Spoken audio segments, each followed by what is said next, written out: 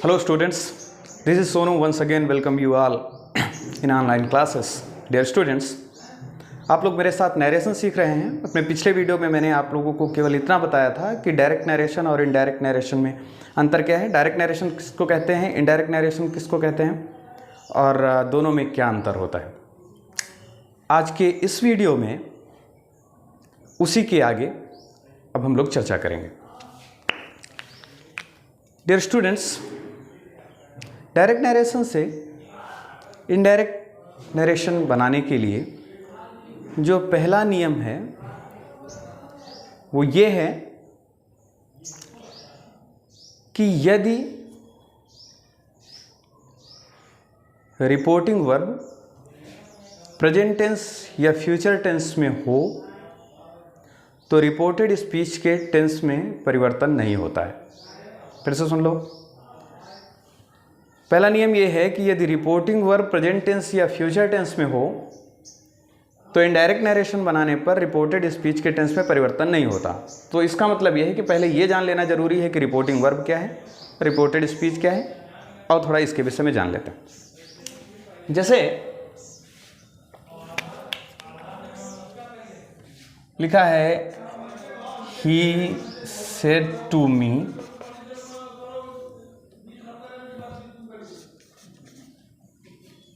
Comma double inverted comma I love you more than my life.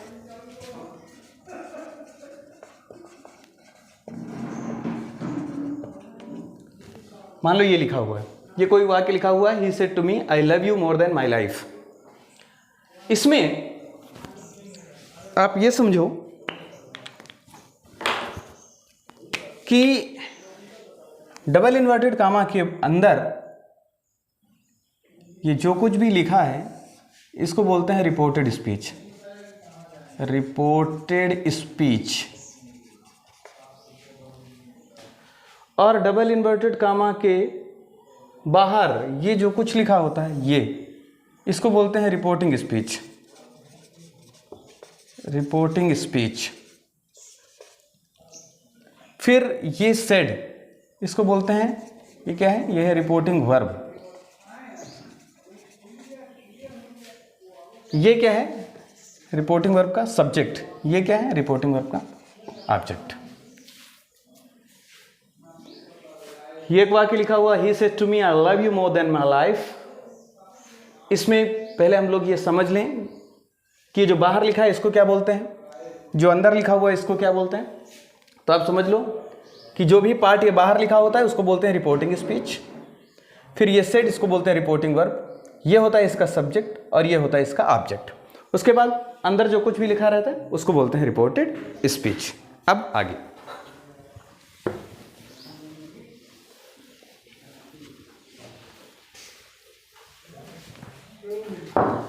अब नियम के हिसाब से जैसे मैंने पहले बताया था कि अगर रिपोर्टिंग वर्ब प्रेजेंट टेंस या फ्यूचर टेंस में हो तो इनडायरेक्ट नरेशन बनाने पर रिपोर्टेड स्पीच के टेंस में परिवर्तन नहीं होता है।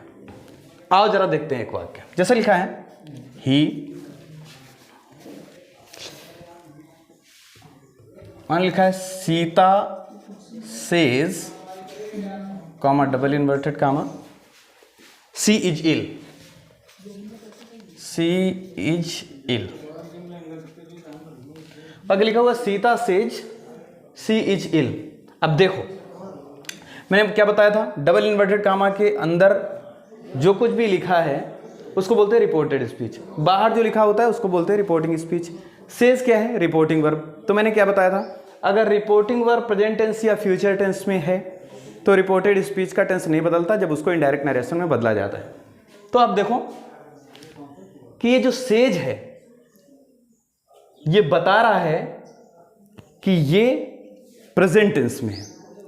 और किस टेंस में है, ये है प्रेजेंट इंडेफिनिट टेंस में। आपको पता है कि अगर सब्जेक्ट के बाद वर्ब की फर्स्ट फॉर्म आती है तो प्रेजेंट इंडेफिनिट टेंस होता है। तो चूंकि ये प्रेजेंट टेंस में है इसलिए क्या होता है, जब हम इसको इनडायरेक्ट नरेशन बनाएंगे तो ये जो अंदर टेंस लिखा हुआ है इसमें कोई परिवर्तन, इसके टेंस में कोई परिवर्तन नहीं होगा। जो सेंटेंस लिखा हुआ है इसके टेंस में परिवर्तन नहीं होगा। इनडायरेक्ट नरेशन कैसे बनाते हैं, सबसे पहले सीता लिखा हुआ तो हम लोग क्या लिखेंगे, सीता। सेज लिखा हुआ है तो हम लोग क्या लिखेंगे, says. Comma double inverted comma हटा दिया जाता है, कंजंक्शन क्या लगाया जाता है, दैट, तो क्या हो जाएगा, सीता सेज दैट। उसके बाद सी लिखा हुआ है तो हम लोग लिख लेंगे क्या, सी लिख लेंगे, सी। उसके बाद इज एम आर ही रहेगा क्योंकि रिपोर्टिंग वर्ब प्रेजेंट टेंस में है तो चेंज नहीं होगा। इल लिखा हुआ है तो इल। ये पहला वाक्य। वाक्य number 2,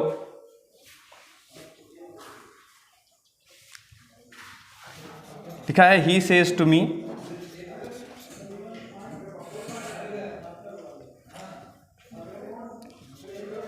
he will say to me, comma double inverted comma, Ram is a good boy.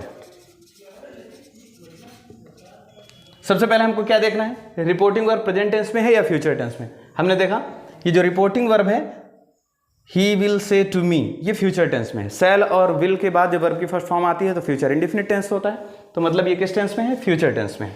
खैर, अब एक चीज तो समझ में आ गई कि अगर ये फ्यूचर टेंस में है तो इसका टेंस नहीं बदलेगा जब हम इसको इनडायरेक्ट में बदलेंगे। ठीक है, नियम क्या होता है, सबसे पहले ही है तो ही लिख लो, विल है तो विल लिख लो।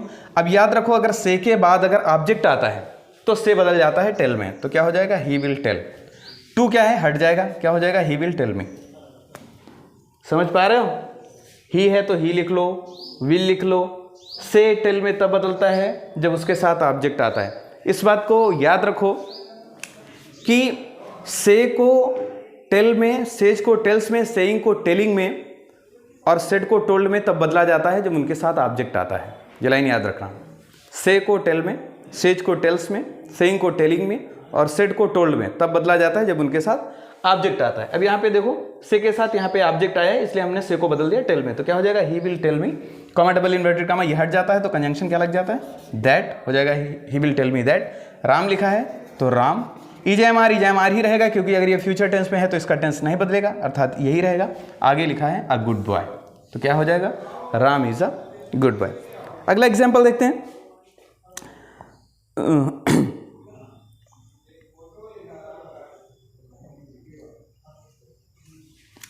अगला एग्जाम्पल लिखा है रवि हैज सेड,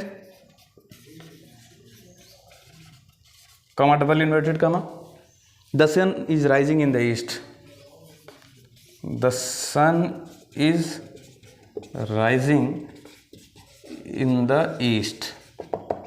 देखो Ravi has said the sun is rising in the east. अब देखो ये जो रिपोर्टिंग वर्ब है ये किस टेंस में है, पहले देखो प्रेजेंट में है कि फ्यूचर में है या पास्ट में है। तो हमने देखा तो ये पता चला कि रिपोर्टिंग वर्ब प्रेजेंट टेंस में है। कौन सा टेंस है ये, प्रेजेंट परफेक्ट टेंस। हैज और हैव के साथ वर्ब की third form present perfect tense, तो ये प्रेजेंट परफेक्ट टेंस में है। तो इससे क्या समझ में आया, इससे एक बात समझ में आ गई कि जो अंदर का टेंस है वो चेंज नहीं होगा। हम इनडायरेक्ट में बदलेंगे, पहले क्या लिखेंगे, रवि हैज लिखा है तो हैज। सेड को टोल्ड में तब बदला जाता है जब सेड के साथ ऑब्जेक्ट आया हो, अगर ऑब्जेक्ट नहीं आएगा तो सेड ही रहेगा, तो क्या हो जाएगा, रवि हैज सेड। ये कॉमा डबल इन्वर्टेड कॉमा हट जाएगा, कंजंक्शन क्या लग जाएगा, दैट। आगे जैसा लिखा हुआ है the sun is rising in the sun is rising in the east, ये हो।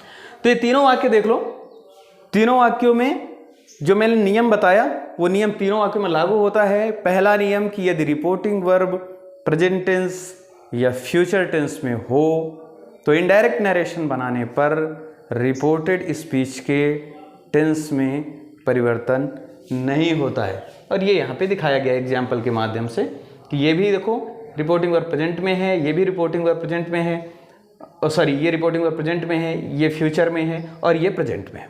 ठीक है, तो जब प्रेजेंट या फ्यूचर कहा जाता है तो चाहे वो प्रेजेंट इंडेफिनिट हो, प्रेजेंट कंटिन्यूअस हो, प्रेजेंट परफेक्ट हो, या जब फ्यूचर की बात की जाती है तो चाहे वो फ्यूचर इंडेफिनिट हो, फ्यूचर कंटिन्यूअस हो या फ्यूचर परफेक्ट हो, अगर रिपोर्टिंग वर्ब प्रेजेंट या फ्यूचर में है तो इनडायरेक्ट नरेशन बनाने पर रिपोर्टेड स्पीच के टेंस में आप परिवर्तन नहीं करेंगे। अपने अगले वीडियो में मैं आपको बताऊंगा कि जब रिपोर्टिंग वर्ब प्रेजेंट टेंस या फ्यूचर टेंस में ना हो करके अगर पास्ट टेंस में होती है तो क्या परिवर्तन किया जाता है, कैसे परिवर्तन किया जाता है, इनडायरेक्ट में कैसे बदला जाता है। आज के लिए बस इतना ही, थैंक यू।